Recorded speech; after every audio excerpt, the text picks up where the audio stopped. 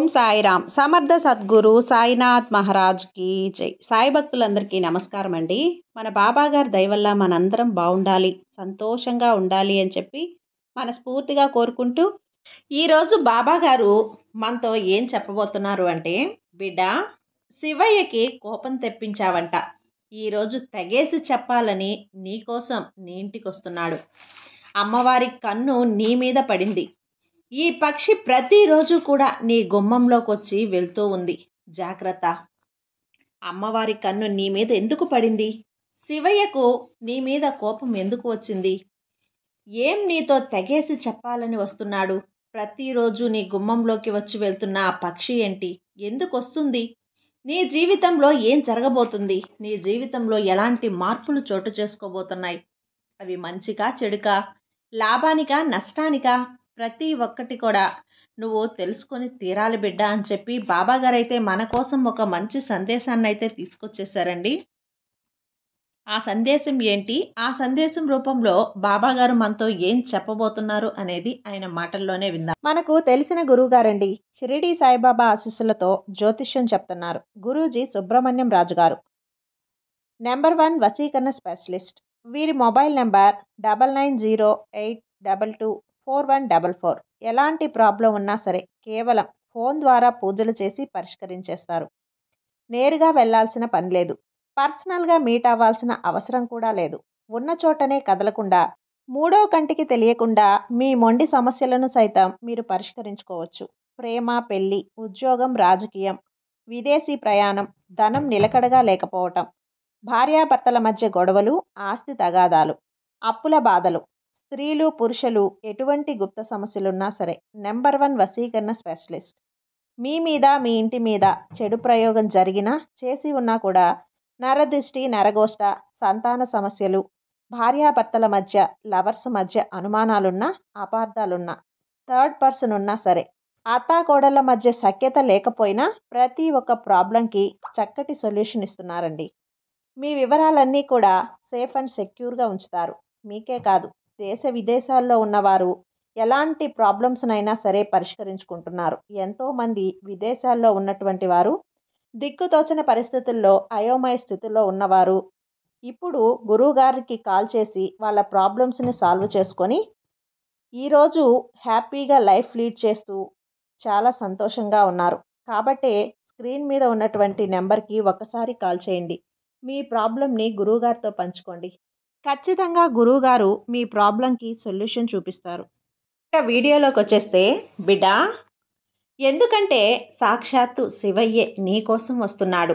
ఈరోజు తెగేసి చెప్పాలని వస్తున్నాడు. నీతో మాట్లాడాలని చెప్తున్నాడు. నువ్వు కోపం కూడా తెప్పించావంట. ఎందుకు ఇలా అంటున్నాడు?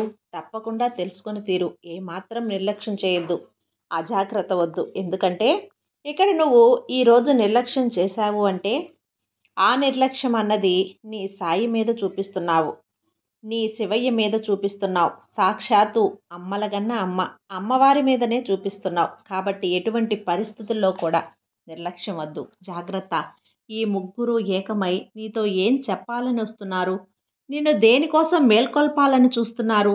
దేనికోసం హెచ్చరించాలని చూస్తున్నారు? లేదా దేనికోసం జాగ్రత్తలు చెప్పాలని చూస్తున్నారు? ఖచ్చితంగా తెలుసుకునే తీరాలమ్మా. తెలుసుకుంటేనే కదా నీ జీవితంలో రాబోతున్న కష్టమా, నష్టమా, లాభమా, నష్టమా, ప్రతి ఒక్కటి కూడా నువ్వు తెలుసుకోగలవు. వస్తున్న కష్టాల్ని ఎలా ఎదుర్కోవాలో తెలుస్తుంది. రాబోతున్న అదృష్టాన్ని ఎప్పుడు ఎలా పొందాలో తెలుస్తుంది. జాగ్రత్త, వదులుకోకు. ఎన్నాళ్ళగానో ఒక ప్రశ్న అడుగుతూ ఉన్నావు, అందరినీ నిలదీస్తూ ఉన్నావు. నీకు గుర్తుందా? నీ సాయి దగ్గరకు వచ్చినప్పుడు ఇదే ప్రశ్న అడుగుతావు. శివయ్య దగ్గరికి వెళ్ళినప్పుడు ఇదే ప్రశ్న అడుగుతావు. అమ్మవారి దగ్గరికి వెళ్ళినప్పుడు ఇదే ప్రశ్న అడుగుతావు. ఏంటని? భగవంతుడా, స్వామి, నా దరిద్రం ఎప్పుడు తొలుగుతుంది? నాకు అదృష్టం ఎప్పుడు కలిసి వస్తుంది? నా కష్టాలు ఎప్పుడు తీరిపోతాయ్యా? నా అప్పుల బాధ నుండి నేను ఎప్పుడు బయటపడతాను? ఈ అనారోగ్యం సమస్యల నుంచి నేను ఎప్పుడు గట్టెక్కుతాను స్వామి? నాకు కూడా జీవితంలో సంతోషంగా ఉండాలని, డబ్బు సంపాదించుకోవాలని ఉంది. నిజం, ఆస్తిపాస్తులు కూడబెట్టుకోవాలి, పేరు ప్రతిష్టతో బతకాలి, సంఘంలో మంచి పేరు గుర్తింపు తెచ్చుకోవాలని నాకు ఉంటుంది కదా. తండ్రి, నేను కోరింది కోరినట్లుగా అనుభవించాలని, నా బిడ్డల్ని, నా పెళ్ళాంని, నా భర్తని, నా భార్యని సంతోషంగా ఉంచాలని నాకు కూడా ఉంటుంది కదా! మరి ఈ జీవితం ఇలా పేదరికంతోనే మగ్గిపోవాల్సిందేనా? నాకంటూ మంచి రోజులు రావా? ఎందుకు నన్ను ఇంత నిర్దయగా, నిర్దాక్షిణ్యంగా వదిలేశావు?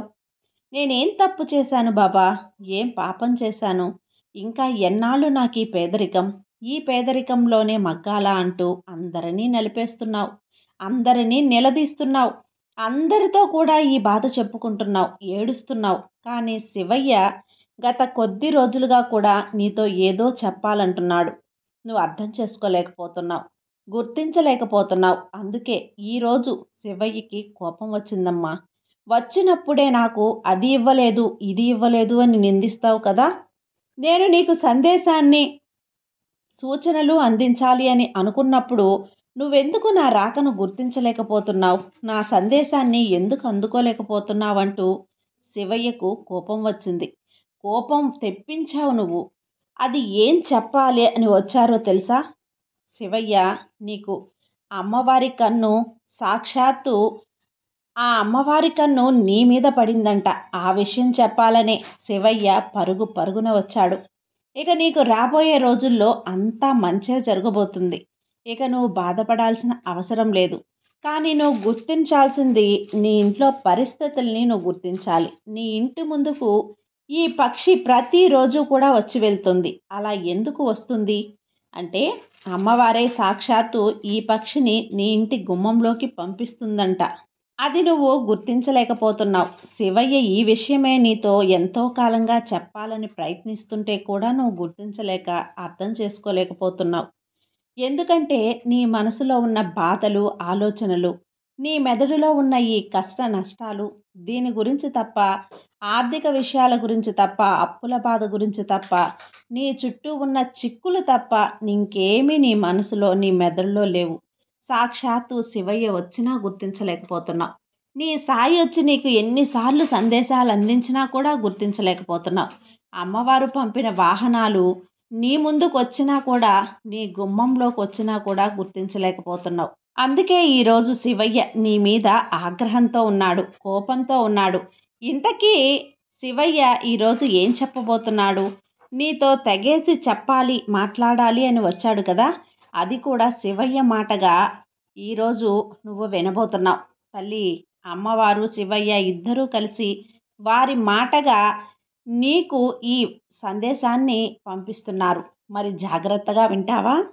నీ బ్రతుకును బంగారుమయం చేసుకుంటావా? ఒక 2 నిమిషాలైతే నువ్వు తప్పకుండా విని తీరాల్సిందే. ఎందుకంటే ఇది నీ భవిష్యత్తు. ఇది నీ కోసం. నీ జీవితం ఎలా ఉంటుందో తెలుసుకోవాలి. నీకు పట్టబోయే అదృష్టం ఏంటో నువ్వు తెలుసుకోవాలి. నీకు రాబోతున్న అమృత గడియలేంటో నువ్వు తెలుసుకునే తీరాలమ్మా. చార విడుచుకున్నావు అంటే నిజంగా పశ్చాత్తాపడతావు. ఆ తర్వాత నువ్వు ఎంత బాధపడ్డా లాభం ఉండదు. కాబట్టి జాగ్రత్త. సాక్షాత్తు లక్ష్మీ అమ్మవారు, లక్ష్మీదేవి నీ ఇంట్లో అడుగుపెట్టే ముందు, నీ ఇంట్లోకి డబ్బుల సంచులతో వచ్చే ముందు, నీ దరిద్రాన్ని తొలగించే ముందు, నీకు అదృష్టం పట్టబోయే ముందు నీకు కొన్ని సంకేతాలు పంపిస్తుంది. కొన్ని పక్షులను నీ ఇంటికి పంపుతుంది.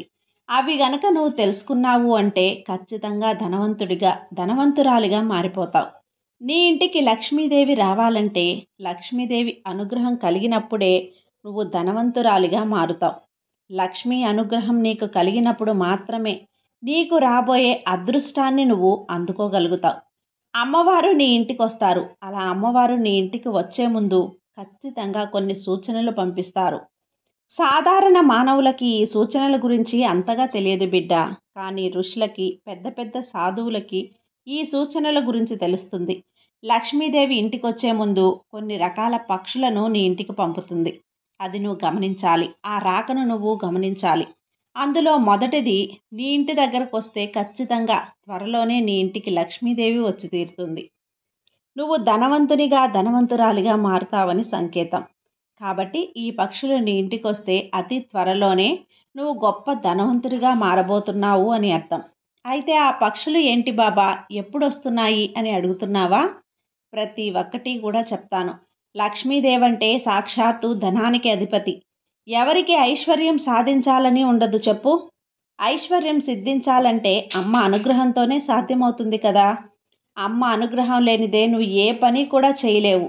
మరి ఆ పని నీకు లక్ష్మీదేవి ఎప్పుడు వస్తారు అని అడుగుతున్నావా? తల్లి, ప్రతి ఒక్కటి కూడా చెప్తానమ్మా. లక్ష్మీ అమ్మ అనుగ్రహం ఉంటేనే నీకు ఐశ్వర్యం అన్నది సిద్ధిస్తుంది. అందుకే అందరూ కూడా వివిధ రూపాల్లో ఉన్న లక్ష్మీ అమ్మవారిని పూజిస్తూ ఉంటారు కదా. సంపదలకు అధిదేవత అయినటువంటి లక్ష్మీదేవి అచంచల స్వభావి కాబట్టి అమ్మను చాలా జాగ్రత్తగా కాపాడుకోవాలి. వచ్చినా కూడా ఏమాత్రం నిర్లక్ష్యం చేయకూడదు. అమ్మకు ఏమాత్రం కోపం తెప్పించకూడదు. ఎందుకంటే అమ్మ పేర్లలో చంచలాయ నమః అనే నామం కూడా ఉంది కదా. దీనికి కారణం ఏంటంటే ఏ దేవుని ఉపాసన చేస్తారో ఆ దేవుని తత్వం ఉపాసకుల వద్దకు వస్తుంది. దాని అనుసరంగా లక్షణాలు కూడా కనబడుతూ ఉంటాయి. శ్రీ లక్ష్మీ ఉపాసన చేసినట్లయితే ధన ప్రాప్తి కలుగుతుంది. ఈ ఉపాసన తగ్గించి అంటే అహం జాగృతమవుతుంది. ఆ దేవత తత్వం ఉపాసకులను వదిలి వెళ్ళిపోతుంది. అంటే ఎప్పుడూ కూడా ఒక దేవతలను నిర్లక్ష్యం చేయకూడదు. ఎప్పుడు ఏ క్షణం నువ్వు నిర్లక్ష్యం చేస్తావో ఆ క్షణం నీ దగ్గర నుంచి దూరంగా వెళ్ళిపోతారు. సొంత తప్పుని ఒప్పుకోలేక మనుషులు లక్ష్మీదేవిని చంచల అని పిలుస్తూ ఉంటారు. ఎందుకంటే మీరు చేసే కొన్ని తప్పుల వల్ల అమ్మకు కోపం వచ్చి వెళ్ళిపోతుంది. కానీ ఆ తప్పు కూడా అమ్మ మీదనే వేసి రుద్దేస్తే ఎలా చెప్పండి? అలాంటి తప్పు ఎప్పుడూ చేయకండి. కాబట్టి లక్ష్మీదేవి చంచలమైనది కాబట్టి మన భక్తి చంచలమైనది అనే విషయాన్ని అందరూ కూడా తెలుసుకోవాలి. ఎక్కడ అహం ఉంటుందో, ఎక్కడ శుభ్రత భక్తి ఉంటుందో అక్కడ అమ్మ నిలవదు. అంటే ధనవంతులుగా మారే ముందు లక్ష్మీదేవి నీ ఇంటికి వచ్చే ముందు కొన్ని అదృష్ట పక్షులు నీ ఇంటికి వస్తాయి, నీ గుమ్మంలోకి వస్తాయి. అప్పుడు నువ్వు జాగ్రత్తగా గమనించాలి. అలాంటి పక్షులలో ఒకటి కాకి. అవునా? కాకి బాబా అంటూ ఆశ్చర్యపోతావా? కాకి తల్లి. చాలామందికి కూడా కాకిని అశుభంగా భావిస్తూ ఉంటారు, అపవిత్రమైన పక్షిగా భావిస్తుంటారు. కానీ అది అబద్ధం. కాకి చాలా శుభప్రదమైన పక్షి. ఈ లోకంలో చెడంతా కూడా తినే పక్షులు కాకులు. ఒక రకంగా కాకులే మీ పర్యావరణాన్ని శుభ్రంగా ఉంచుతున్నాయి. కాకి అంటే లక్ష్మీదేవికి చాలా ఇష్టం. అందుకే కాకులను ఎప్పుడూ కొట్టకూడదు. కాకులను కొడితే లక్ష్మీదేవి అనుగ్రహం తగ్గిపోతుంది. ముఖ్యంగా ఇంట్లోకి వచ్చే ముందు, నిన్ను ధనవంతులుగా మార్చే ముందు కాకిని నీ ఇంటి ముందు పంపుతుంది. ఇది లక్ష్మీదేవి పంపించే ఒక సంకేతంలో ఒక భాగం. లక్ష్మీదేవికి పక్షులంటే చాలా ఇష్టం తల్లి. లక్ష్మీదేవి ప్రకృతి మాత. ప్రకృతిలో భాగమైన పక్షులంటే అమ్మవారికి ఎంతో ఇష్టం. అందుకే అమ్మవారు పక్షులను తన సంకేతంగా ఎప్పుడూ కూడా ఉపయోగించుకుంటూ ఉంటారు. కాబట్టి గుర్తుపెట్టుకో, నీ ఇంటి దగ్గరికి కాకి వచ్చింది అని అంటే అది లక్ష్మీదేవి ఆగమనానికి సంకేతం. అంటే కేవలం ఒక్కరోజు నీ ఇంటి ముందు వచ్చి అరిస్తే లక్ష్మీదేవి వచ్చేస్తుంది అని అర్థం కాదు. గుర్తుంచుకో, వారం రోజుల పాటు లేదా నెల రోజుల పాటు ప్రతిరోజు కూడా ఒకే సమయానికి నీ ఇంటి ముందుకు వచ్చి అరిస్తే అప్పుడు లక్ష్మీదేవి నీ ఇంట్లో గల్లు గల్లున గజ్జల శబ్దంతో డబ్బుల మూటలతో నీ ఇంట్లోకి వస్తుంది అని అర్థం. అంతేకాని ఏదో ఒకరోజు వచ్చి అరిచి వెళ్ళిపోతే లక్ష్మీదేవి నీ ఇంటికి వస్తుంది అని కాదు. నీ ఇంటికి ఒక్కరోజు కాకొచ్చి అరిస్తే లక్ష్మీదేవి నీ ఇంటికి వస్తుందా? రాదు. గుర్తుపెట్టుకో, ఒక్కరోజు వస్తే అరిస్తే రాదు. ప్రతిరోజు రావాలి. వారం రోజులు రావాలి. నెల రోజులు రావాలి. ఆహారం పెట్టు కాకికి. అన్నం ఏదైనా, ఒక పండో పలహారమో ఏదో ఒకటి పెట్టు. అలా చేస్తే లక్ష్మీదేవి నీ పట్ల మరింత ప్రసన్నురాలవుతుంది. ఇంకా త్వరగా నీ ఇంటికి వస్తుంది. ఇంకా త్వరగా నిన్ను ధనవంతుడిగా మార్చుతుంది. ఇక లక్ష్మీదేవి ఇంటికి వచ్చే ముందు సంకేతంగా పంపే పక్షి ఏంటంటే చిలుక. చిలుక అంటే అమ్మవారికి ఎంతో ఇష్టం. చిలుకలు ముఖ్యంగా శుక్రవారం రోజు నీ ఇంటికి కిలకిలా దగ్గరికి, సింహద్వారం దగ్గరికి కానీ వచ్చి వెళ్తే ఖచ్చితంగా అతి త్వరలోనే నువ్వు లక్ష్మీదేవి అనుగ్రహానికి పాత్రుడవుతున్నావు. లక్ష్మీదేవి త్వరలోనే నీ ఇంటికి వస్తుంది అని అర్థం. నీకు ధనప్రాప్తి కలుగుతుంది అని అర్థం. చిలుకలు శుక్రవారం రోజు కనుక, మంగళవారం రోజు కానీ, ప్రతిరోజు కానీ నీ ఇంటి దగ్గరికి వచ్చినా, నీ గుమ్మంలోకి వచ్చినా త్వరలోనే నీ ఇంటి లక్ష్మి అమ్మవారు వస్తారని, నిన్ను బాగా ధనవంతులుగా మార్చేస్తారని, అవకాశాలు ఎక్కువ ఉన్నాయని అర్థం. చిలుకలు ఇంటికొస్తే శుభసూచకంగా భావించాలి. చిలుకలు ఇంటి దగ్గరికి కూడా వస్తే లక్ష్మీ కటాక్షం కలిగి బాగా పెరుగుతుందని, లక్ష్మీదేవి ఇంటికొచ్చే ముందు ఖచ్చితంగా ఆ ఇంటికి చిలుకను పంపిస్తుంది. ఇక ఆ చిలుక వచ్చినా లేదా ఆడచిలకైనా మగచిలకైనా అది లక్ష్మీదేవి ఆగమనానికి సంకేతమే. కాబట్టి చిలుకలు కూడా నీ ఇంటి దగ్గరికి వస్తే త్వరలోనే లక్ష్మీదేవి నీ ఇంటికి వస్తుంది. నిన్ను కోటీశ్వరుడిగా మారుస్తుంది అని గుర్తుపెట్టుకో. తర్వాత పక్షి ఏంటి అంటే పిచ్చుక. పిచ్చుక చూడ్డానికి ఇంతే ఉంటుంది, రవ్వంతే ఉంటుంది, చిన్నగా చిట్టిగా ఉంటుంది. కానీ పిచ్చుకలు ఉదయం లేవగానే చూస్తే ఆ రోజంతా కూడా శుభప్రదంగా ఉంటుంది తల్లి. నిజంగా పిచ్చుకలు ఎవరి ఇంటి దగ్గరైతే ప్రతిరోజు ఉదయాన్నే వస్తూ ఉంటాయో ఆ ఇంట్లో అతి త్వరలోనే లక్ష్మీదేవి అడుగు పెడుతుంది అని అర్థం. నీ ఇంటి మీ ఇంటి దగ్గర పిచ్చుకలు గూడు కడతాయి. ఆ ఇంట్లోనే ఖచ్చితంగా నెల రోజుల్లో లక్ష్మీదేవి వస్తుంది. ధనవంతులుగా నేను మారుస్తుంది. పిచ్చుకలు చాలా శుభప్రదమైన పక్షులుగా గుర్తించాలి. ప్రతిరోజు నీ ఇంటి దగ్గరకు వస్తే ఆకస్మిక ధనప్రాప్తి నీకు కలుగుతుంది. పిచ్చుకలు చాలా త్వరగా భయపడిపోతూ ఉంటాయి. ఒక్కసారి వెళ్ళి ఇంటికి మళ్ళీ ఇంకొకసారి వెళ్ళవు. మళ్ళీ మళ్ళీ వస్తున్నాయి అంటే నీకు అదృష్టమే అని ఎవరైనా నిన్ను చూడగానే తుర్రున పారిపోతూ ఉంటాయో, కానీ ఆ భయాలన్నీ పక్కన వదిలేసి పిచ్చుకలు ప్రతిరోజు నీ ఇంటికి వస్తున్నాయి అంటే ఇక్కడ అర్థం ఏంటంటే అర్థం చేసుకో, లక్ష్మీదేవి ఆగమనానికి సంకేతమని గుర్తు. ఇలా ప్రతిరోజు పిచ్చుకలు నీ ఇంటి దగ్గర వస్తే వాటికి బియ్యపు గింజలు కానీ లేదా పెసరు కానీ మినుములు కానీ అప్పుడప్పుడు మరింత శుభ ఫలితాలు ఇస్తూ ఉంటాయి. అమ్మ అనుగ్రహం మీద నీకు ఇంకా ఎక్కువగా నమ్మకం ఉంటుంది. ఎందుకంటే పేదవారికి పశుపక్షాదులకు ఎక్కడైతే దానం చేసి సహాయం చేసి తినడానికి ఏదైనా పెడుతూ ఉంటారో వాటి మీద కనికరం చూపిస్తారో అప్పుడు అమ్మ చాలా ఇష్టపడుతుంది. నేను కూడా ఇప్పుడు ఇదే చెప్తూ ఉంటాను. నీ సాయికి ఎప్పుడు కూడా నేను ఇదే చెప్తూ ఉంటాను. ఆ శివయ్య కూడా ఇదే ఇష్టం. ఇక గుడ్లగూబల గురించి ప్రత్యేకంగా చెప్పాల్సిన అవసరమే లేదు తల్లి. ఎందుకంటే గుడ్లగూబ అంటేనే లక్ష్మీ వాహనం. గుడ్లగూబ చూడడానికి భయంకరంగా ఉంటుంది, కానీ ఇది చాలా శుభప్రదమైన పక్షి. ఎందుకంటే లక్ష్మీదేవి ఎవరింట్లో అయినా సరే వెళ్ళాలి అంటే ముందుగా తన వాహనాలైన గుడ్లగూబలను పంపుతూ ఉంటాయి. అందుకే రాత్రి సమయంలో ఎవరి ఇంటి దగ్గర అయితే గుడ్లగూబ వస్తుందో ఆ ఇంట్లోకి లక్ష్మీదేవి వస్తుంది. ఇక త్వరలో రాబోతుంది అని అర్థం. ప్రతి రాత్రి ప్రతి పూట నీ ఇంటి ముందుకో లేదా నీ ఇంటి దగ్గరకో గుడ్లగూబ వస్తూ ఉంటే అతి త్వరలో నువ్వు అపర కుబేరునిగా మారబోతున్నావు అని అర్థం. లక్ష్మీదేవి గల్లు గల్లున గజ్జల శబ్దంతో నీ ఇంట్లోకి ప్రవేశిస్తుందని, అతి త్వరలో నువ్వు ధనవంతుడిగా మారబోతున్నావని నువ్వు అర్థం చేసుకోవాలి. పిచ్చుక, గుడ్లగూబ, మనం మొత్తం 4 పక్షుల గురించి చెప్పుకున్నాం కదండి. చిలుక, కాకి 4 పక్షుల నుండి ఏ 2 పక్షులు కానీ నీ ఇంటి దగ్గరకు వచ్చినా అతి త్వరలోనే ఖచ్చితంగా లక్ష్మీదేవి నీ ఇంట్లో అడుగు పెడుతుంది. ఆ తర్వాత నువ్వు చిరు ధనవంతునిగా మారిపోతావు. ఖచ్చితంగా జరుగుతుంది తల్లి. ఈ 4 పక్షుల్లో కనీసం 2 పక్షులైనా నీ ఇంటి దగ్గరికి వస్తున్నాయి అంటే గమనిస్తూ ఉండు. అందులో ఒక్కటైనా నీ ఇంటి దగ్గరకు వస్తుందేమో నువ్వు చూస్తూ ఉండు. ఈ పక్షుల్లో నీ ఇంటి దగ్గరికి వస్తే నీ ఇంటిని లక్ష్మీదేవి తిష్ట వేసుకొని కూర్చుంటుంది. నీ ఇంటిని లక్ష్మీదేవి అనుగ్రహించబోతుంది. లక్ష్మి ఆగమనానికి సిద్ధం చేసుకోండి. అంతేకాకుండా ఎప్పుడూ కూడా ఇల్లంతా శుభ్రంగా ఉంచుకో. ధూప నైవేద్యం పెట్టుకో. శుచిగా ఉండు. శరీర శుద్ధి ఒకటే కాదు, మనసు శుచిగా శుభ్రంగా పరిశుభ్రంగా కూడా ఉండాలి. స్వార్థం లేకుండా ఉండాలి.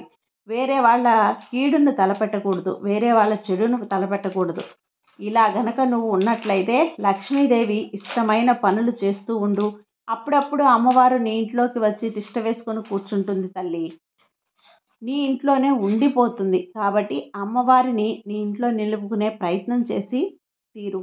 నీ కష్టం చూడలేక శివయ్య పరుగున వచ్చేశాడు. అలాంటప్పుడు నువ్వు నిర్లక్ష్యం చేస్తే బాధ కలగదా?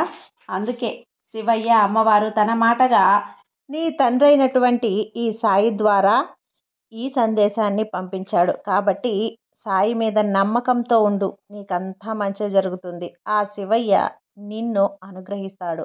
ఆ అమ్మవారు లక్ష్మీదేవి అమ్మవారు నీ ఇంట్లోకి అడుగు పెడుతుంది. వాళ్ళిద్దరూ కూడా శాంతిస్తారు. నీకంతా మంచి జరుగుతుంది. నీ బాబా నీకు తోడున్నంత కాలం నీకు భయం ఎందుకు చెప్పు. సర్వేజన సుఖినో భవంతు. జై సాయిరామ్.